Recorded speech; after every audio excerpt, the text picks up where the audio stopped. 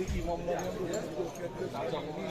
ay o'rgatib bize Hasan Bey, Hayrullah Han,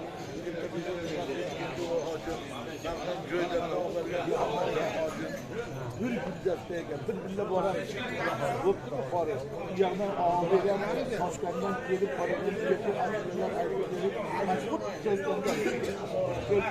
Muhammadday atrofimizdagi odamlarga bir qarab qo'yaylik. O'sha kelayotganlaringda, mashinalaringda qancha gaplaring bo'lsa, gaplashib olinglar. Ketayotganlaringda gaplashib olinglar.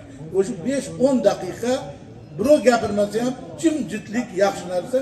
Buni ko'proq Marg'ilonliklardan o'rgansa bo'ladi. Marg'ilonda shunaqa yuksak bir odob bor. Nurullo Qorakam o'sha Marg'ilonda Poshshoy Iskandar degan bir mahallasi bor. O'sha yerda to'yga borganmiz. Bu Sovetda vaqtda endi bu. Oy, o'shanda tushib olib Qorakam ochlaydi, menga o'xshagan bir salla o'rgan odam kelib aytdi, "To'xtat musiqani" dedi. "Aytma shunday" dedi.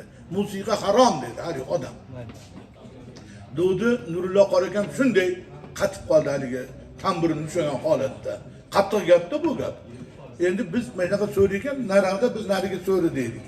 Endi keyin ne to'xtab qolamiz, to'xtab qoldik.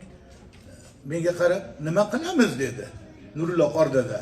"Nima qilamiz" dedilar. "Namangan shevasi bilan cholma dutdi-ku" dedi. "Cholma deyapti-yu mana o" dedi.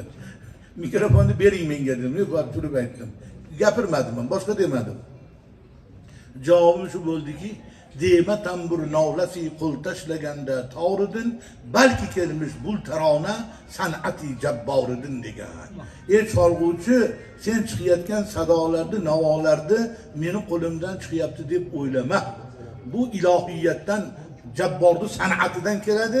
Shuning uchun beixtiyor odam bunga tebranib, iymon nurlanib, quvvatlanib maza qiladi degan ekanlar. Shuning uchun tamburdan qo'rqqanlar chiqib ketaveradi, Xudodan qo'rqqanlar o'tiraveradi, so'ravering. Amin. Alloh rozi bo'lsin. Ko'rdim, bu ham Xudodan qo'rqar ekan, o'tiraveradi inshaalloh. Shuning uchun bilur bilmas aqlimizga bino qo'yib, har barolarni gapiraverishimiz ham yaxshi emas-da. Va aylanib ketay Asadulloh degani Allohning she'ri degani.